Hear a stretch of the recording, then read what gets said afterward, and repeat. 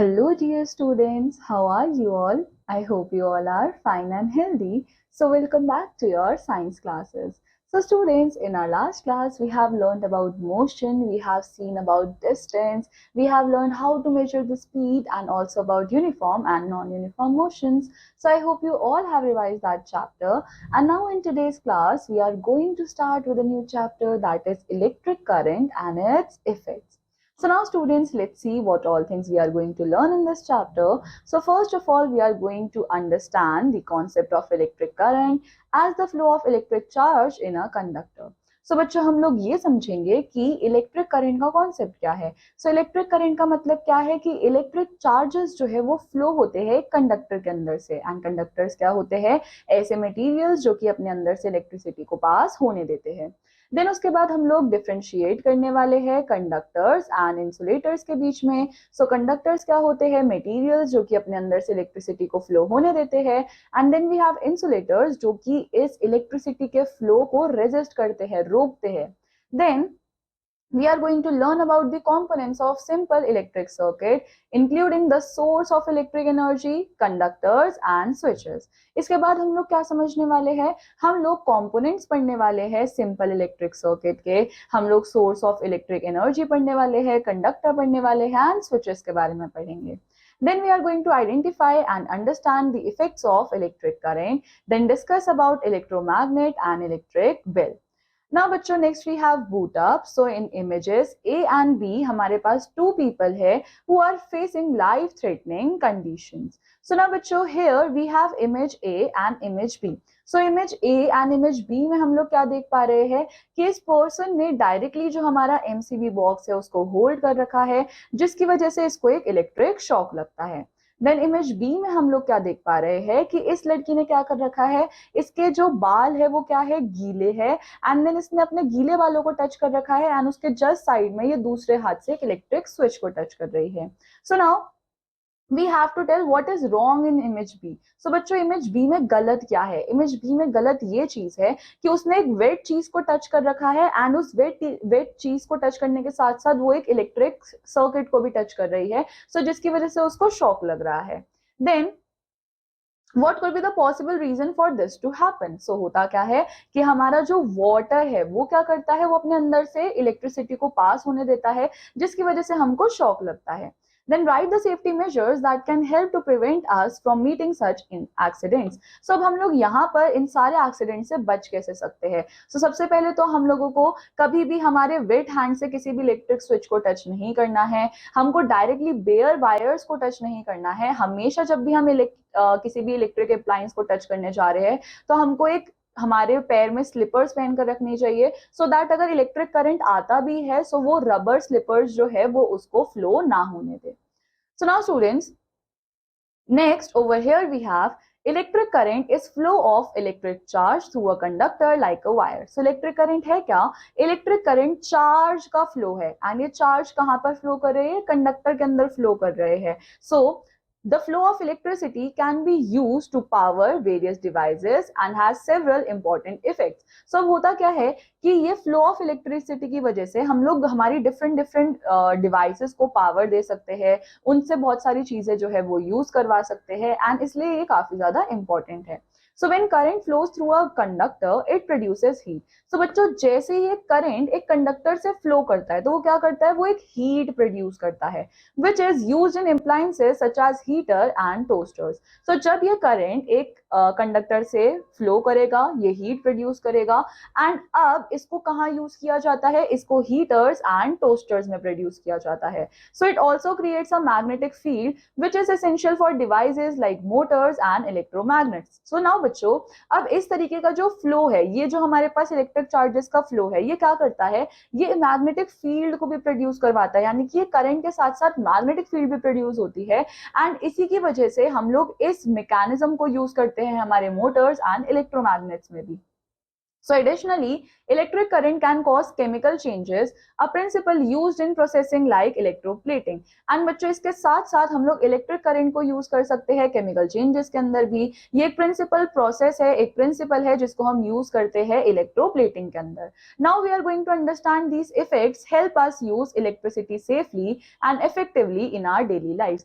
And इसके बाद हम लोग क्या समझ सकते हैं, इन इफेक्ट्स की वजह से हम लोग समझ सकते हैं कि इलेक्ट्रिसिटी को हम लोग किस तरह से सेफली यूज करने वाले हैं और इफेक्टिवली यूज करने वाले हैं हमारे डेली लाइफ में।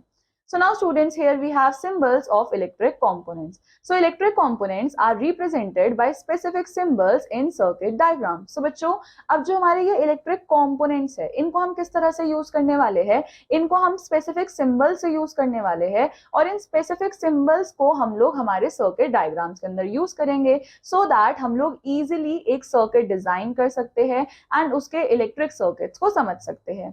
So in this book, consistent symbols for various components are used, even though different sources may use alternative symbols. So बच्चों, इस बुक के अंदर हमारे पास सिंबल्स है डिफरेंट डिफरेंट कंपोनेंट्स के लिए एंड ऑल्सो डिफरेंट सोर्सेज के अंदर हमको कुछ ऑल्टरनेटिव सिंबल्स भी देखने को मिल सकते हैं। यानी कि इस बुक्स में जो सिंबल है, हो सकता है किसी दूसरे बुक में हमको कुछ डिफरेंट सिंबल्स जो है वो देखने के लिए मिल रहे हो।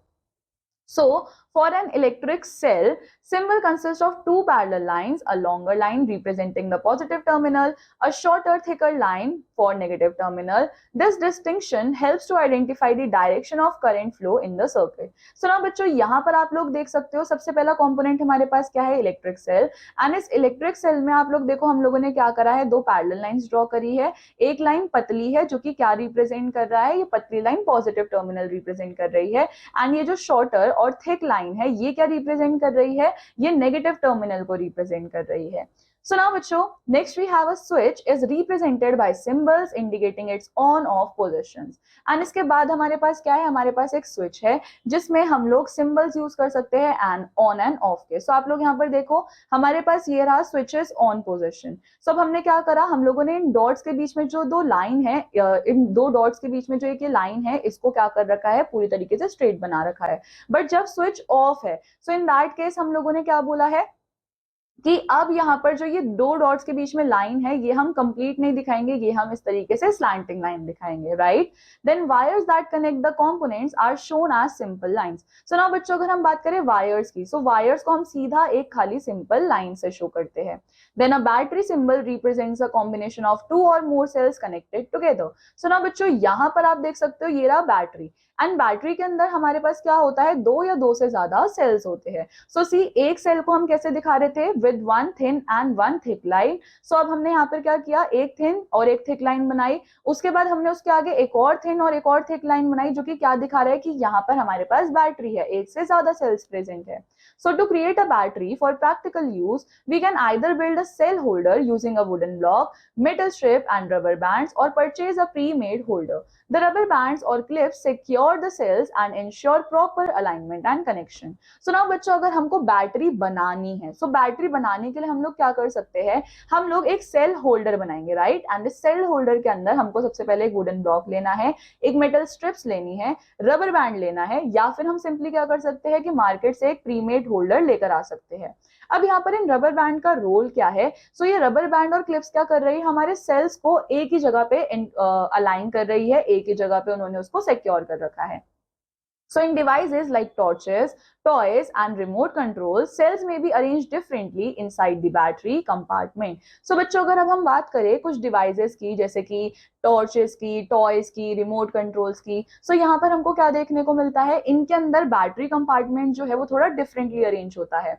सो हमारे पास मेटल स्ट्रिप है, मेटल स्ट्रिप और wire often connects the terminals to ensure proper electric flow. So अब हमारे पास जो यहाँ पर मेटल स्ट्रिप है या फिर वायर है, ये क्या करते हैं, ये हमारे टर्मिनल्स को कनेक्ट करते हैं एंड इंश्योर करते हैं कि एक प्रॉपर इलेक्ट्रिक फ्लो जो है वो हो पाए।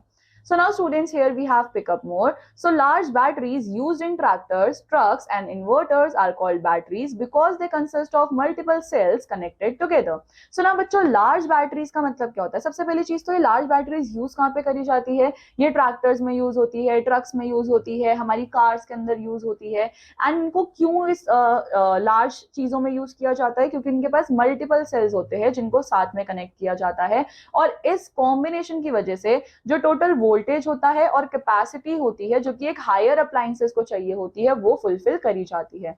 So while each cell provides a small amount of power, the term battery refers to entire system of cells working together as a single more powerful energy source. So बच्चों, अब battery के अंदर जो हर एक सेल है वो तो छोटी सी ही पावर देने वाला है, बट जब ये बहुत सारे सेल्स आपस में मिलते हैं तो ये क्या करते हैं, ये हमारी हाई पावर अप्लायंसेस को अच्छा खासा वोल्टेज देते हैं जिसकी वजह से वो प्रॉपरली फंक्शन कर पाती है. So now here we have hands on learning and हमारा एम क्या है यहाँ पे कि हमको क्रिएट करना है इलेक्ट्रिक सर्किट, एनालाइज करना है सर्किट को, डायग्राम को यूजिंग सिंबल्स, एंड हम लोग ये समझेंगे how the bulb operates. So material क्या क्या चाहिए, इलेक्ट्रिक बल्ब, स्विच, बैटरी और cells, connecting wire, circuit diagram for reference. So method क्या है अभी अभी हमारा, यहाँ पर हमको सेटअप करना है इलेक्ट्रिक सर्किट को using the provided circuit diagram. आप लोग देख सकते हो हमारे पास यहाँ पर एक प्रोवाइडेड सर्किट डायग्राम है एंड हमको इसी तरीके का एक सर्किट जो है वो बनाना है. सो अब हम ये इंश्योर करने वाले हैं कि all components including bulb, switch and battery ये सब प्रॉपर्ली कनेक्टेड होने चाहिए. इसके बाद हम लोग क्रिएट करने वाले हैं एक circuit diagram of your setup using standard symbols for the electric components. Then अब हम क्या करेंगे, हम कंपेयर करेंगे हमारे डायग्राम को विद रेफरेंस डायग्राम ताकि हम लोग एक्यूरेसी को चेक कर पाए. Then examine a different circuit diagram and compare it with your own. Note any differences between two diagrams. Test the circuit to see if the bulb glows. Ensure the switch is on position and the circuit is complete for the bulb to light up. So बच्चों यहाँ पे हमको क्या बोला गया है कि हमको ये रेफरेंस डायग्राम का यूज कर कर हमको एक एग्जैक्टली ऐसा ही सर्किट बनाना है एंड हमको इस चीज का ध्यान रखना है कि हम लोग हमारे स्विच को ऑन रखें तभी हमारा बल्ब जो है वो ग्लो हो पाएगा. सो अब आप लोग ऑब्जर्वेशन देखो यहाँ पर क्या आएगी. सो बच्चों यहाँ पे इस एक्टिविटी में हमको क्या ऑब्जर्वेशंस देखने को मिलेगी कि bulb should only glow when the switch is turn on. Bulb जो है वो तभी ग्लो करेगा जब हमारा स्विच जो है वो टर्न ऑन होगा and the circuit is properly closed. So the circuit diagram should closely match the reference diagram. So now बच्चों हमको क्या देखना है कि जब हमारा स्विच ऑन होगा तभी हमारा बल्ब जो है वो ग्लो करेगा, जब हमारा सर्किट पूरी तरीके से क्लोज्ड है तभी बल्ब जो है वो ग्लो करेगा. सो नाउ कंक्लूजन क्या है, the bulb will glow when the circuit is complete and the switch is on position. So now बच्चों जब भी हमको किसी सर्किट के अंदर बल्ब को ग्लो करवाना है तो हमको क्या करना पड़ेगा, हमको स्विच को ऑन करना पड़ेगा एंड सर्किट को कंप्लीट रखना पड़ेगा. सो नाउ अब हमारे पास यहाँ पर सेफ्टी प्रिकॉशन क्या है. सो हमको अवॉइड करना है कि हम हॉट बल्ब्स को टच ना करें.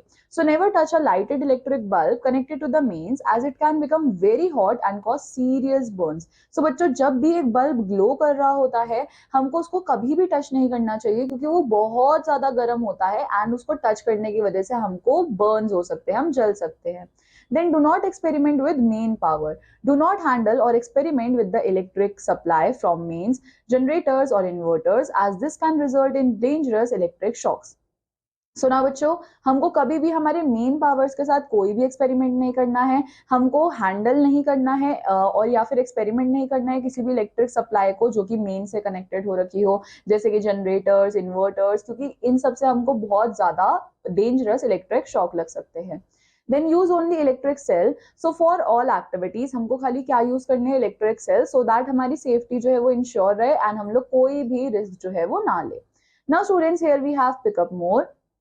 So the substance or conductor that allows an electric current to flow through it is often a metal wire, although current can also flow through some gases, liquids and other materials. So now बच्चों substances और conductors जो कि अपने अंदर से electric current को पास होने देते हैं वो क्या होते हैं, वो oftenly metal wire होते हैं. So although current जो है वो flow हो सकता है कुछ gases से जैसे और liquid से या फिर कुछ different materials से भी. So here we have components of an electric circuit. So हमारे पास बहुत सारे components होते हैं एक इलेक्ट्रिक सर्किट के. So for example सबसे पहले हमारे पास क्या है, cell and battery. So cell क्या है, सेल जो है वो एक मेन सोर्स है हमारे इलेक्ट्रिक करंट का, राइट. हम लोगों ने देखा भी था कि हमारे सेल के पास एक पॉजिटिव टर्मिनल होता है एंड एक नेगेटिव टर्मिनल होता है. So the positive terminal of cell is connected to the negative terminal of the second cell. So now बच्चों अब अगर हम हमारे सेल से एक बैटरी बनाने जा रहे हैं तो हम करने क्या वाले हैं, हम पॉजिटिव टर्मिनल जो है हमारे सेल का उसको किससे कनेक्ट करेंगे, हमारे दूसरे सेल के नेगेटिव टर्मिनल से एंड सो ऑन. सो इस तरीके से ये चलता जाएगा एंड इस तरह से हमको कॉम्बिनेशन मिल जाएगा दो या फिर दो से ज्यादा सेल्स का जिनको क्या बोला जाता है, बैटरी. सो बैटरी जो है वो दो तरीके से कनेक्ट करके बनाई जा सकती है. एक क्या होती है, सीरीज, दूसरी क्या होती है, पैरेलल. So now बच्चों, in the first method, the negative terminal of one cell is connected to the positive terminal of the next cell in row after one after another. So now बच्चों, यहाँ पर आप देख सकते हो कि एक पॉजिटिव टर्मिनल को किससे कनेक्ट किया गया है, दूसरे सेल के नेगेटिव टर्मिनल में, एंड ये जो चीज है वो एक रो में चलती जा रही है, एक सीरीज में चलती जा रही है. सो इसलिए इस तरह के कनेक्शन को क्या बोला जाता है, series connection. Then we have in another type of connection, when we connect cells in parallel, all the negative terminal of the cells in connected together. So now बच्चों, अब parallel connection में क्या होता है, आप लोग यहाँ पर देख सकते हो कि ये एक ऐसा टाइप का connection होता है जिसमें हम सारे cells को सबसे पहले तो parallelly arrange करते हैं and सारे के सारे नेगेटिव टर्मिनल्स जो है वो सेल्स के साथ एक साथ कनेक्टेड होते हैं. जैसे कि आप लोग यहाँ पर देखो, यहाँ पर क्या है, ये रहे हमारे सारे नेगेटिव टर्मिनल्स एंड इसको हमने क्या कर रखा है, ऑल टुगेदर एक मेन हमारा सप्लाई से नेगेटिव टर्मिनल से कनेक्ट किया है. सारे के सारे पॉजिटिव टर्मिनल्स को हमने एक पॉजिटिव मेन सप्लाई से कनेक्ट किया है. So similarly the positive terminals of all the cells are connected together with help of wires. So इस तरीके के कनेक्शन को क्या बोला जाता है, parallel connection. Now next we have on off switch. So अब बच्चों, हर सर्किट के अंदर हमारे पास स्विच होता है, तभी हम क्या कर सकते हैं, हमारे सर्किट को ऑपरेट कर सकते हैं. सो अब स्विच को हम हमारे सर्किट में कहीं पे भी रख सकते हैं. सो स्विच है क्या, स्विच एक सिंपल डिवाइस है जो कि हमारे सर्किट को क्लोज और ओपन करने में हेल्प करता है. सो जब हमारा स्विच ऑन होता है, when our switch is in the on position, the electric circuit is complete and the current is allowed to flow through the circuit. So बच्चों, जब हमारा स्विच ऑन पोजीशन पे होता है, सो हमारा इलेक्ट्रिक सर्किट कंप्लीट होता है एंड करंट जो है उसको अलाउ किया जाता है कि वो फ्लो कर सकता है सर्किट के अंदर. ऑन द अदर हैंड, जब हमारा स्विच जो है वो ऑफ होता है, सो इसका मतलब अब हमारा सर्किट जो है वो इनकम्प्लीट है और कोई भी करंट जो है वो फ्लो नहीं हो सकता एंड हमारा अप्लायंस जो है वो काम नहीं करेगा. So it helps in saving electricity when the appliance is not in use. So बच्चों, जब हमारा स्विच ऑफ है तो हम लोग क्या करते हैं, हम स्विच को ऑफ इसलिए करते हैं सो दैट जब हमारा अप्लायंस किसी काम का नहीं है, हमारा अप्लायंस का भी कोई काम नहीं है, सो उसके अंदर से इलेक्ट्रिसिटी जो है वो ना जाए एंड हमारी इलेक्ट्रिसिटी वेस्ट ना हो. So here we have electric appliance. So any appliances uses the electric current to do some useful work. So now बच्चों, हम लोग जितनी भी appliances use करते हैं वो सब electric current का use करते हैं so that वो कुछ useful काम जो है वो हमारे लिए कर दे. So bulb जो है वो क्या use करता है, वो electric current का use करता है जिससे bulb जो है वो glow हो पाता है. अब bulb के अंदर अगर आप लोग ध्यान से देखोगे तो आप लोगों को एक thin wire दिखेगी और इस thin wire को क्या बोला जाता है, filament. इस थिन वायर से जैसे ही करंट पास करता है तो ये थिन वायर क्या करने लगती है, ये फिलामेंट क्या करने लगता है, ग्लो करने लगता है. So when this filament breaks, जब ये फिलामेंट टूट जाता है, सो हमारा बल्ब जो है वो ग्लो करना बंद कर देता है एंड उसी टाइम पे हम कहते हैं कि हमारा बल्ब फ्यूज हो गया है. सो आप लोगों ने बहुत बार सुना होगा अपने घर में या आसपास किसी को कहते हुए कि बल्ब फ्यूज हो गया, तो इसका मतलब क्या होता है कि उसका फिलामेंट जो है वो टूट चुका है. सो नाउ बच्चों, here we have name of the component and symbol. So आप लोग देख सकते हो कि हम लोग क्या क्या सिंबल यूज करते हैं डिफरेंट कंपोनेंट्स के लिए. सो आप सबको ये सिंबल्स जो है वो याद होने चाहिए. Then we have conducting wire. So बच्चों, जितनी भी हमारे पास मेटल्स है वो सब क्या होते हैं, good conductors of electricity, right. ये सारी चीजें हम लोग पहले भी पढ़ चुके हैं कि कंडक्टर्स क्या होते हैं, सारे metals good conductors of electricity होते हैं. सो हम लोग सबसे ज्यादा वायर्स बनाने के लिए क्या यूज करते हैं, कॉपर मेटल का, राइट. सो कॉपर वायर्स क्या करते हैं, ये बहुत ही कम रेजिस्टेंस देते हैं. अब बच्चों, रेजिस्टेंस का मतलब क्या है कि अगर एक करंट फ्लो कर रहा है तो ये उस करंट को कम से कम रोकेंगे, राइट. और दूसरी तरफ हमारे पास कुछ ऐसे मटेरियल्स होते हैं जो कि करंट के फ्लो को रेजिस्ट करते हैं, यानी कि उसको रोकते हैं, उसे फ्लो नहीं होने देते. सो करंट कहाँ ज्यादा इजीली फ्लो करेगा, कंडक्टर्स के अंदर या फिर ऐसे मटेरियल्स के अंदर जो कि उसके फ्लो को रोकेंगे. सो ऑब्वियसली कंडक्टर्स के अंदर, क्योंकि कंडक्टर्स जो है वो क्या करते हैं, बहुत कम रेजिस्टेंस ऑफर करते हैं. सो देयरफॉर इसीलिए हम लोग मेटल्स और मेटल्स में भी कॉपर वायर्स हम बहुत ज्यादा यूज करते हैं कंडक्टिंग वायर्स बनाने के लिए.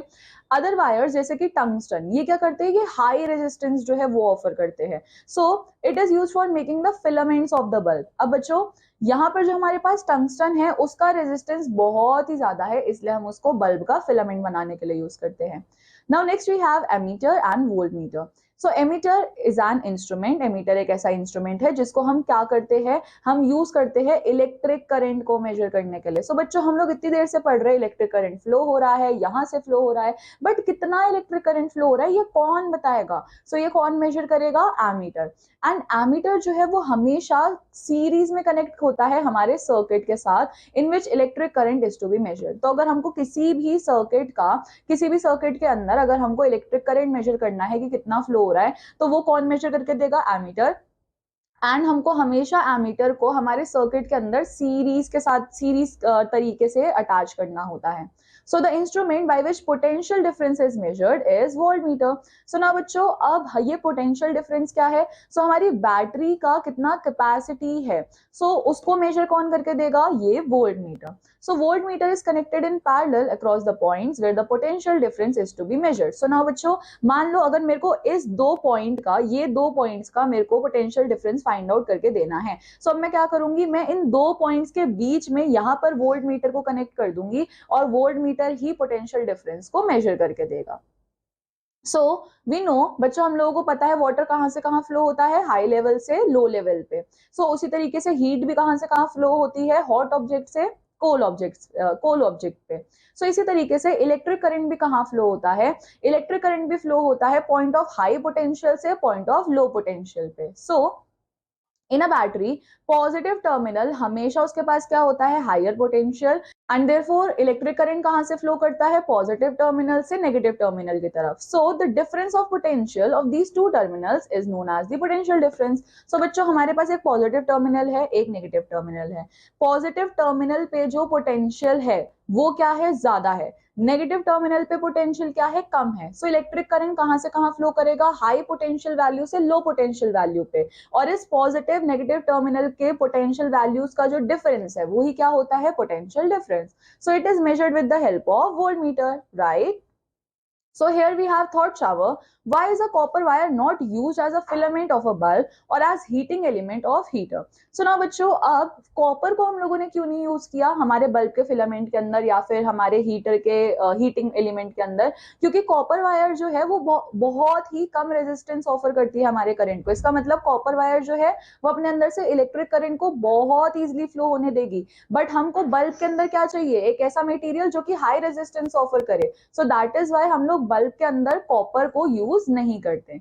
Now next we have heating effect of electric current. So the heating effect of electric current is a phenomena that occurs when electric current flows through a conductor such as filament in light bulb. So now बच्चों heating effect of electric current का मतलब क्या है? यहाँ पर electric current flow होने वाला है, but electric current कहाँ से flow होगा? कंडक्टर के अंदर से। So now this effect is primarily due to the resistance encountered by the current. And अब जो ये इफेक्ट हमको यहाँ पर देखने को मिल रहा है, ये इफेक्ट किसकी वजह से है? ये जो रेजिस्टेंस हमारे करंट ने एनकाउंटर किया है उसकी वजह से हमको ये हीटिंग इफेक्ट जो है वो देखने को मिलता है। आप लोगों ने कभी भी देखा होगा कि कोई भी इलेक्ट्रिक अप्लायंस जब वो ऑन होती है तो उसके बाद वो थोड़ी देर बाद चलने के बाद गर्म हो जाती है, राइट? सो ये इलेक्ट्रिक अप्लायंसेस गर्म क्यों हो जाती है? सो होता क्या है, हमारा करंट जो रेजिस्टेंस ऑफर करता है उस रेजिस्टेंस के अगेंस्ट जब वो मूव करता है उसी की वजह से हीट प्रोड्यूस होती है, एंड इसलिए हमारी इलेक्ट्रिक अप्लायंसेस जो है वो गर्म हो जाती है।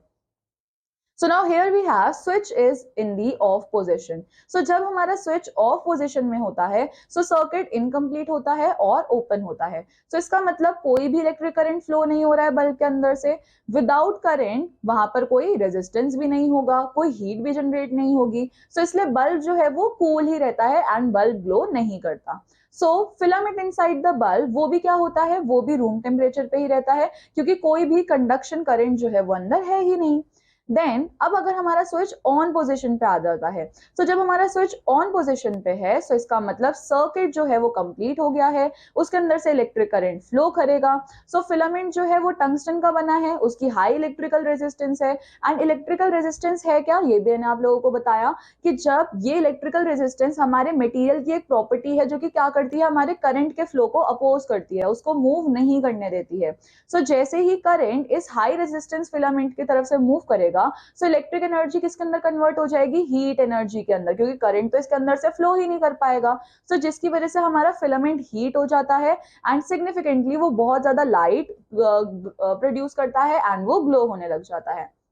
सो इस केस में जब हम बल्ब को टच करेंगे तो हमारा बल्ब बहुत ज्यादा वार्म हो जाएगा क्योंकि यहाँ पर हीट जनरेट हुई है। Now next we have post on and off transition. So अब हमारा ऑन ऑफ करने के बाद बल्ब में हमको क्या देखने को मिलता है? सो जैसे ही हम लोग स्विच को ऑफ कर देंगे, सर्किट टूट जाएगा, करंट बंद हो जाएगा, फिलामेंट धीरे धीरे कूल होने लग जाएगा, उसकी सारी की सारी हीट जो है वो लॉस हो जाएगी, बल्ब ग्रेजुअली जो है वो रूम टेम्परेचर पे आ जाएगा एंड ग्लो करना बंद कर देगा। सो ये this cooling occurs with the circuit open and no additional electric energy supplied to maintain the heat. So now बच्चों here we have this heating effect is fundamental principle। ये heating effect एक fundamental principle है हमारी बहुत सारी electrical devices का। For example in incandescent bulb, electric heaters, toasters, resistance of filament और heating element, इनको हम convert कर सकते हैं electrical energy के अंदर, electrical energy को heat energy के अंदर। and इसको हम किस तरीके से demonstrate कर सकते हैं कि यहाँ पर जब हमारी electrical energy heat energy के अंदर convert होती है तो साथ में resistance की वजह से क्या produce होता है? heat जो है वो प्रोड्यूस होती है। So now students here we have hands on learning two. तो यहाँ पर हमारा एम क्या है कि हमको ऑब्जर्व करना है हीटिंग इफेक्ट इलेक्ट्रिक करंट की वजह से एक निक्रोम वायर के अंदर, एंड हम इसकी एप्लीकेशन भी समझने वाले हैं वेरियस अप्लायंसेस के अंदर। सो हमको मटेरियल्स क्या चाहिए? हमको एक निक्रोम वायर चाहिए, एक piece of discarded electric heater coil चाहिए, नेल्स चाहिए, सिमिलर कंडक्टिव सपोर्ट्स चाहिए, electrical cell, battery, switch and connecting wires. Then अब हमारा मेथड क्या रहने वाला है यहाँ पे? सो अब हमको क्रिएट करना है एक सर्किट, है ना, बट ये सर्किट को हम बनाने कैसे वाले हैं? निक्रोम वायर्स की हेल्प से, एंड ये निक्रोम वायर्स हमारे आयरन नेल्स के बीच में होनी चाहिए। देन अब हम कनेक्ट करेंगे हमारे सर्किट को एक पावर सोर्स से स्विच की मदद लेकर। Then before turning on the current हम लोग निक्रोम वायर को टच करेंगे एंड उसके इनिशियल टेम्परेचर को नोट करेंगे। देन अब हम स्विच को ऑन करने वाले हैं, एंड जैसे ही हम स्विच को ऑन करेंगे तो हम वायर को हीट होने देंगे कुछ सेकंड्स के लिए, बट जब हम उसको दोबारा टच करेंगे तो हमको बहुत केयरफुली टच करना है फ्यू सेकंड्स के बाद ही। देन हम चेंज जो है आएगा हमारे टेम्परेचर के अंदर, वायर के टेम्परेचर के अंदर, उसको नोट करेंगे एंड स्विच को अब ऑफ कर देंगे। अब हम वायर को कूल डाउन होने लेंगे एंड दोबारा से हम वायर के टेम्परेचर को चेक करेंगे। देन हमारे यहाँ पे ऑब्जर्वेशन क्या रहने वाली है कि जब करंट फ्लो हो रहा था निक्रोम वायर के थ्रू, सो वो हीट अप हो गया था, राइट। एंड ये हीट अप क्यों हुआ था? क्योंकि heating effect of electric current की वजह से। सो ये शो करता है कि रेजिस्टेंस जो है वो हमारे वायर के अंदर इलेक्ट्रिकल एनर्जी को हीट एनर्जी के अंदर कन्वर्ट कर देती है, जिसकी वजह से हमारी वायर बहुत ज्यादा गर्म हो जाती है जब उसके अंदर से करंट फ्लो करता है, एंड एकदम से हमारी वायर ठंडी हो जाती है जब हम उसके अंदर से करंट जो है वो फ्लो नहीं करता। सो कंक्लूजन क्या है? Heating effect of electric current वो एविडेंट है जब हमने हमारी निक्रोम वायर गर्म हो गई जैसे उसके अंदर से करंट पास हो रहा था, and this effect is used in various electric appliances. और वो क्या है? जैसे कि electric heaters, toasters, electric stoves, hair dryers and electric irons. So now students, these appliances use a coil or element। अब ये सारी की सारी appliances क्या करती है? ये coil या फिर एक element यूज करती है जो कि इलेक्ट्रिकल रेजिस्टेंस प्रोड्यूस करता है, एंड अगर वो इलेक्ट्रिकल रेजिस्टेंस प्रोड्यूस करेगा तो इसका मतलब वो हीट भी प्रोड्यूस करेगा। सो इसलिए अमाउंट ऑफ हीट जो कि प्रोड्यूस होती है वो किसके ऊपर डिपेंड करती है? मटेरियल के ऊपर, लेंथ के ऊपर, थिकनेस ऑफ वायर के ऊपर। सो इन अप्लायंसेस जैसे कि इलेक्ट्रिक बल्ब्स, द फिलामेंट ये बहुत ज्यादा गर्म हो जाता है एंड उसके बाद ही वो ग्लो करना स्टार्ट करता है। इससे ये क्या दिखाता है? हीटिंग इफेक्ट दिखाता है। सो इफ अ वायर, अगर एक वायर कैरी करती है लार्ज करंट को, सो वो क्या हो जाती है? वो गर्म हो जाती है, एंड अब वो क्या हो सकती है? वो मेल्ट भी हो सकती है और वो ब्रेक भी हो सकती है।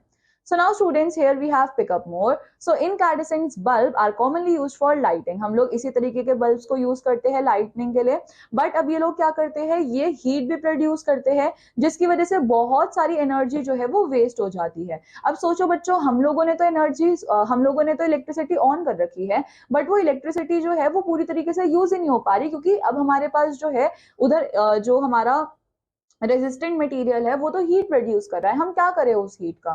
सो इसलिए क्या होता है? ये बल्ब जो है वो लेस एफिशिएंट होते हैं। इसलिए अब हमारे पास क्या है? फ्लोरोसेंट ट्यूब लाइट्स है, कॉम्पैक्ट फ्लोरोसेंट लैम्प्स है जिसको हम CFLs बोलते हैं। ये थोड़े ज्यादा एनर्जी एफिशिएंट ऑल्टरनेटिव्स होते हैं, बट अगर हम बात करें LED बल्ब्स की तो ये इनसे भी अच्छे होते हैं। सो ये LED बल्ब्स जो है वो कम से कम इलेक्ट्रिसिटी यूज करते हैं, ज्यादा अमाउंट ऑफ लाइट प्रोड्यूस करते हैं, जिसकी वजह से मोर एनर्जी एफिशिएंट ऑप्शन जो है वो है हमारे पास। सो फॉर एनर्जी एफिशिएंसी हम लोगों को ऐसे अप्लायंस चूज करने चाहिए जिनके पास ISI मार्क होता है। सो अब ये ISI मार्क हमको क्या बताते हैं कि इन सारी चीजों को बनाते हुए, इन इलेक्ट्रिक अप्लायंसेस को बनाते हुए एक क्वालिटी स्टैंडर्ड्स जो है वो यूज करे गए हैं एंड आपके पास एक अच्छा प्रोडक्ट आया है। Note that fluorescent tubes and CFLs, इनके पास क्या होते हैं, टॉक्सिक मर्करी वेपर होते हैं, should be dispose of safely if damage. So बच्चों ये जो हमारे CFLs होते हैं और जो हमारे फ्लोरोसेंट ट्यूब्स होती है, इनके अंदर पता है क्या होता है, इनके अंदर टॉक्सिक मर्करी भी होता है एंड इस अगर ये गलती से ये बल्ब या ट्यूबलाइट टूट जाती है तो हमको इनको बहुत सेफली डिस्पोज भी करना चाहिए। So here students, next we have effect of large electric current on steel wool.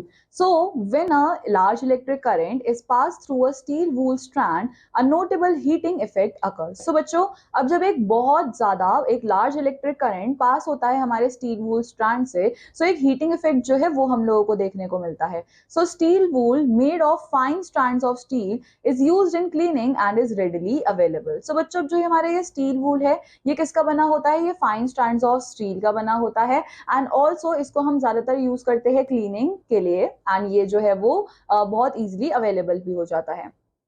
जैसे ही इलेक्ट्रिक करंट फ्लो होता है हमारे स्टील वूल से, ये क्या करता है, इसको एक रेजिस्टेंस मिलता है। ये रेजिस्टेंस कन्वर्ट कर देता है इलेक्ट्रिक एनर्जी को किसके अंदर, थर्मल एनर्जी के अंदर, यानी कि हीट के अंदर। एज अ रिजल्ट हमारा स्टील वूल जो है वो क्या होता है, वो हीट अप हो जाता है। टेम्परेचर ऑफ स्टील वूल जो है वो फटाफट से क्या होगा, वो राइज अप हो जाएगा क्योंकि इस स्टील वूल ने एक इलेक्ट्रिकल रेजिस्टेंस दी है। अब ये इंटेंस हीट जो है ये सफिशियंट है कि हमारे स्टील वूल को ग्लो करवा सकती है एंड इवेंचुअली इसको मेल्ट भी करवा सकती है। Due to high current and resulting heat, the steel wool may melt and disintegrate. The thin strands of steel are particularly susceptible to melting when exposed to excessive current. बच्चों यहाँ पे क्या बोल रहा है, अब यहाँ पर इस हाई करंट की वजह से हीट जो है वो प्रोड्यूस होती है जिसकी वजह से हमारा स्टील वूल मेल्ट हो सकता है, टूट सकता है एंड अब जो ये हमारे थिन स्ट्रैंड्स है ये स्टील के, ये पर्टिकुलरली ससेप्टेबल होते हैं हमारे मेल्टिंग की तरफ जैसे ही इनको क्या दिया जाता है, बहुत ज्यादा एक्सेसिव करंट दिया जाता है। एज स्टील वूल मेल्ट्स, जैसे ही स्टील वूल मेल्ट होते हैं वो ब्रेक हो सकते हैं, वो टूट सकते हैं, जो कि ये शो करता है कि हाउ हाई रेजिस्टेंस मटेरियल्स जो है वो किस तरह से रिएक्ट करते हैं under extreme electrical conditions. Now students, here we have applications in electrical safety. आप लोगों ने इलेक्ट्रिक फ्यूजेस के बारे में सुना होगा, right? The principle observed with steel wool is applied in electric fuses. अब हमने जो ये प्रिंसिपल पढ़ा है स्टील वूल का, इसका एप्लीकेशन हमने कहाँ पे किया, इलेक्ट्रिक फ्यूज में। फ्यूज जो है वो हमारी सेफ्टी डिवाइसेस है एंड इनको किस लिए डिजाइन किया गया है, कि हमको प्रोटेक्ट करे, हमारे इलेक्ट्रिकल सर्किट्स को प्रोटेक्ट करे ओवर हीटिंग और डैमेज से। अब फ्यूज के अंदर होता क्या है, वायर होती है या फिर मेटल स्ट्रिप होती है जो कि मेल्ट हो जाती है जैसे ही बहुत ज्यादा करंट उसके अंदर से फ्लो होता है। बच्चों अब जब ये फ्यूज, ये वायर मेल्ट हो जाएगी तो उसकी वजह से होगा क्या, हमारा सर्किट बच जाएगा ओवर हीटिंग करने से। This melting action breaks the circuit, stop the current and prevent potential hazards such as fires. बच्चों आप देख रहे हो आप लोग यहाँ पर, जब हम लोगों ने इस फ्यूज की वायर को हम लोगों ने ऐसा बनाया है कि जब इसके अंदर से ज्यादा करंट पास करेगा या फिर इसको हीट मिलेगी तो ये मेल्ट हो जाएगा, हमारा सर्किट टूट जाएगा। सर्किट टूट जाएगा तो इसका मतलब उसके अंदर से करंट फ्लो नहीं होगा और हमारी अप्लायंस जो है वो बच जाएगी खराब होने से या फिर हमारे आसपास आग लगने से। देन हमारे पास है फ्यूज फंक्शन। फ्यूजेस ये क्या है, they are critical for electrical safety in home and appliances. By melting under excess current, fuses prevent overheating and reduce the risk of electrical fires और डैमेज टू इक्विपमेंट। नाउ बच्चों fuses का काम क्या है, fuses क्या करते हैं कि वो जैसे ही उनको एक्सेस करंट मिलता है वो मेल्ट डाउन हो जाते हैं, वो टूट जाते हैं, जिसकी वजह से हमारे इलेक्ट्रिक अप्लायंसेस के अंदर आग नहीं लगेगी, है ना, और उनके अंदर ओवरहीटिंग नहीं होगी और कोई भी डैमेज जो है वो नहीं होगा हमारे इक्विपमेंट को। Now next we have safety precautions.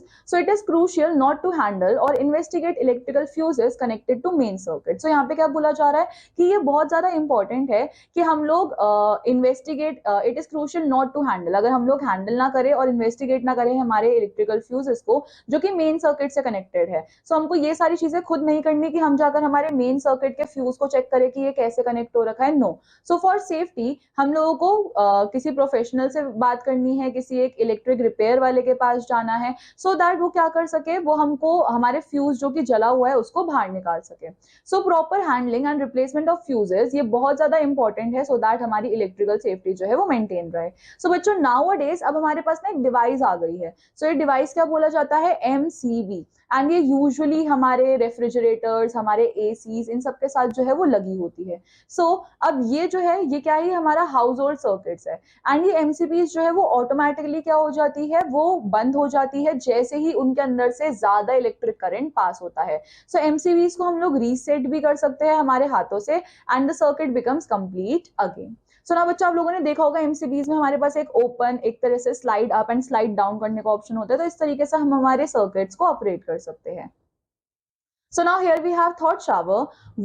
What is the advantage of using cell holder versus connecting cell directly to form a battery for educational experiments? So now बच्चों, यहाँ पर आप लोग सोचो कि डिफरेंस क्या है अगर हम लोग एक सेल होल्डर यूज करें या फिर हम लोग सेल्स को यूज करें डायरेक्टली एक बैटरी से। सो वो एजुकेशनल एक्सपेरिमेंट में क्या फर्क जो है वो लेकर आ सकते हैं। सो आपको इसके बारे में सोचना है। Now next we have magnetic effects of electric current. So now बच्चों, अ नीडल ऑफ कंपास वो क्या है, वो एक स्मॉल मैग्नेट की बनी होती है। आप लोग यहाँ पर देख सकते हो हमारे पास ये निडल है एंड इसके अंदर एक छोटा सा मैग्नेट होता है, और ये निडल हमेशा अपने आप को कहाँ पर अलाइन करके रखती है, अर्थ मैग्नेटिक फील्ड की तरफ। एंड इसीलिए ये हमेशा किस तरफ पॉइंट आउट कर रही होती है, नॉर्थ साउथ डायरेक्शन की तरफ। सो जैसे ही हम एक मैग्नेट को लेकर आएंगे एक कंपास के पास, तो नीडल क्या करने लगेगी, वो अपने आप को अलाइन करने लगेगी, राइट। उसके अंदर डिफ्लेक्शन देखने को मिलेगी, और वो जो है वो मैग्नेटिक फील्ड वो हम अपने आप को अलाइन करने लगेगी magnetic field of the magnet की तरफ।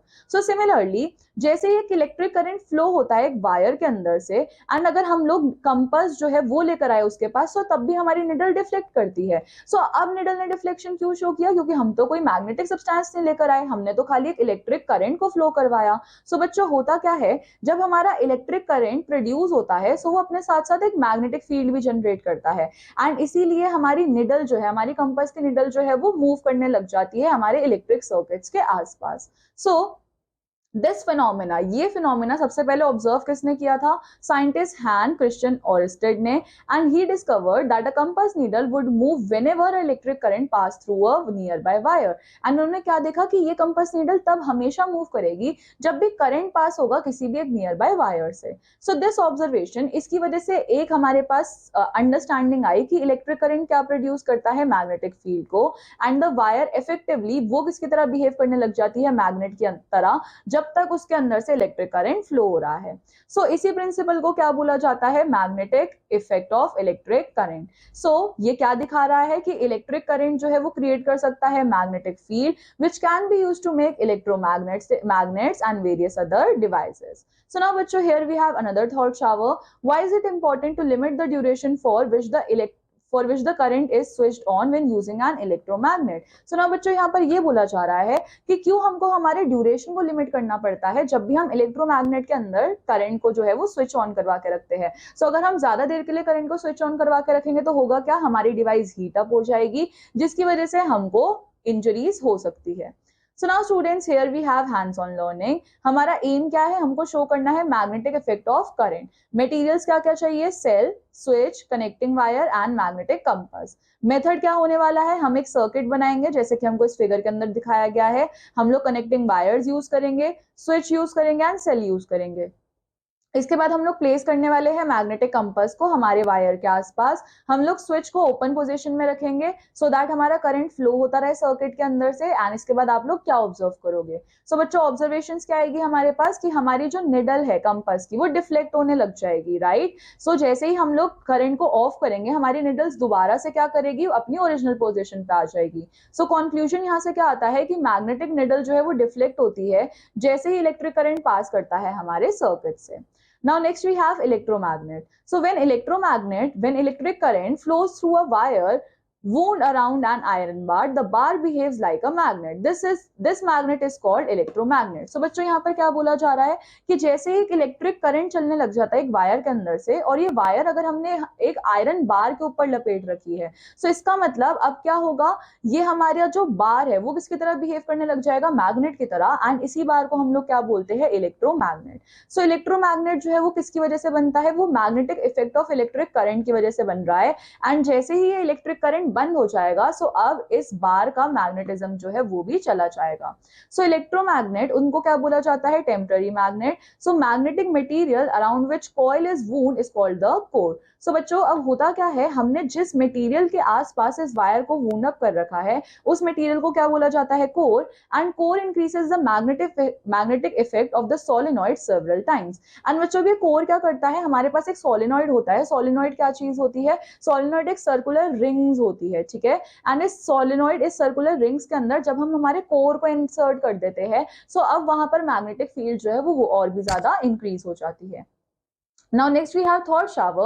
So if you carry a compass along a cable leading from a plug point to an appliance and needle deflects, what does it show? So बच्चों, ये क्या दिखाएगी कि हमारे इस निडल, हमारे जो इस वायर के अंदर से करंट फ्लो हो रहा है उसकी वजह से मैग्नेटिक फील्ड प्रोड्यूस हुई है, दैट इज वाई हमारा निडल जो है वो डिफ्लेक्ट कर रहा है।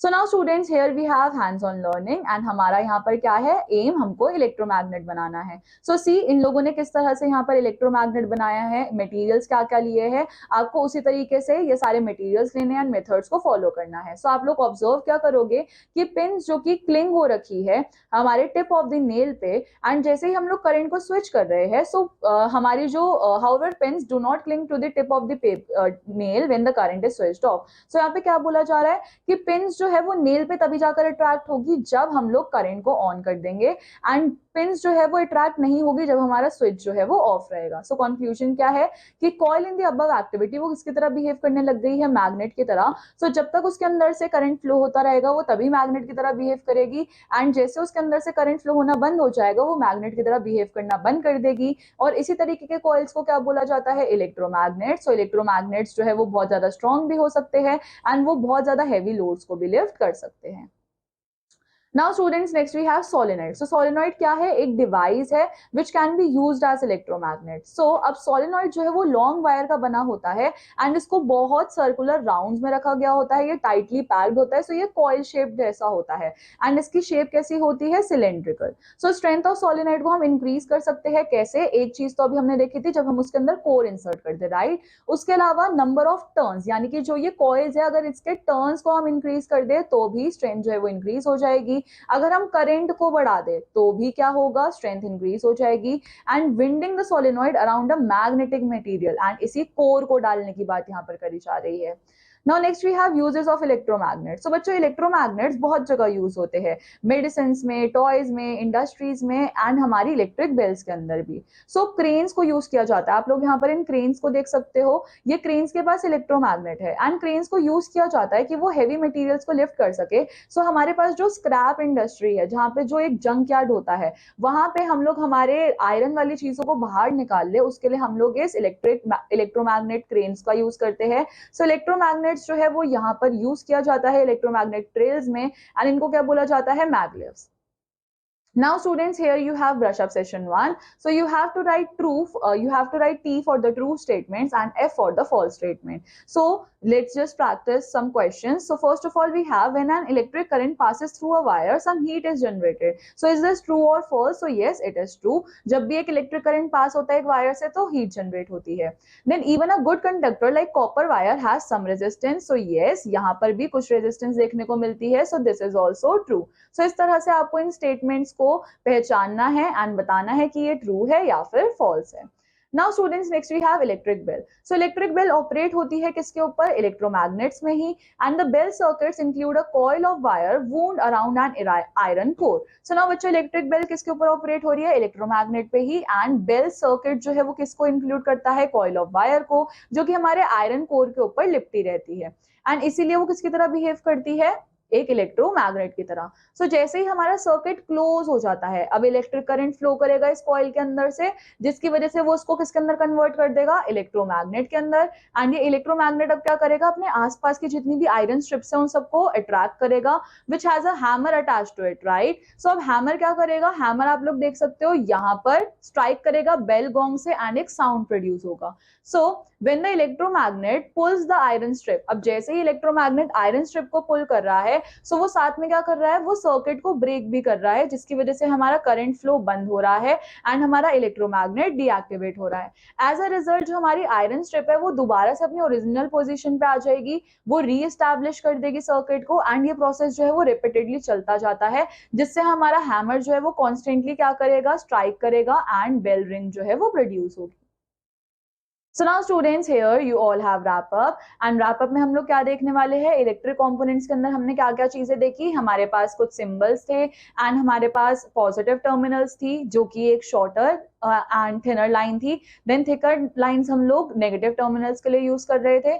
सो बच्चों, बैटरी क्या होती है, जब हम लोग एक साथ बहुत सारे सेल्स को एक साथ अरेंज कर देते हैं या तो सीरीज में या फिर पैरेलल में, एंड सिंबल्स को हम लोग यूज करते हैं बैटरीज के लिए सो दैट हमारी एक बेटर अंडरस्टैंडिंग हो पाए एंड हम सर्किट डायग्राम्स को बना पाए। देन हम लोग सिंबल्स यूज करते हैं हमारे सर्किट डायग्राम्स को बनाने के लिए सो दैट हम लोग हमारे सर्किट्स के जो रिप्रेजेंटेशन है उनको सिंप्लीफाई कर सके।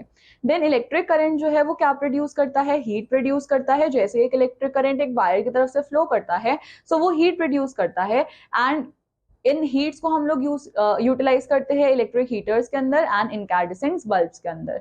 सो इलेक्ट्रिक करंट जब भी एक वायर के अंदर से फ्लो हो रहा है सो वो मैग्नेटिक फील्ड भी जनरेट करता है, जिसके बेसिस पे हम लोगों ने इलेक्ट्रोमैग्नेट्स एंड इलेक्ट्रिक बेल्स बनाए। नाउ इलेक्ट्रोमैग्नेट्स उसको हम लोग कैसे बना सकते हैं, एक वायर को वाइंड अप करके around an iron core, and जब हम उसके अंदर से करंट को पास करेंगे सो वो किसकी तरह बिहेव करने लग जाएगा, एक इलेक्ट्रोमैग्नेट की तरह। सो इलेक्ट्रिक बेल को भी हम लोग कैसे यूज करते हैं, एक इलेक्ट्रोमैग्नेट की तरह, सो दैट वो आयरन स्ट्रिप को अट्रैक्ट करे एंड गूम जो है वो जाकर बेल को स्ट्राइक करे एंड साउंड प्रोड्यूस हो। सो फ्यूजेस जो है वो सेफ्टी डिवाइस है जो कि ओवर हीटिंग को प्रिवेंट करती है एंड फायर को प्रिवेंट करती है हमारे इलेक्ट्रिक सर्किट्स के अंदर। देन एलईडी बल्ब्स जो है वो ज्यादा एनर्जी एफिशिएंट है as compare to our bulbs and CFLs, क्योंकि ये लोग लेस इलेक्ट्रिसिटी कंज्यूम करते हैं एंड ज्यादा हम लोगों को लाइट जो है वो प्रोवाइड करवाते हैं। Now students, on the basis of the chapter you have this exercise over here in which you have few questions, then you have case study and prescribed questions as well. So I want you all to complete this exercise and this completes our chapter. I hope आप सब लोगों को ये chapter अच्छा लगा होगा and समझ आया होगा. So now I'm going to meet you in the next class. Till then, take care. Bye bye.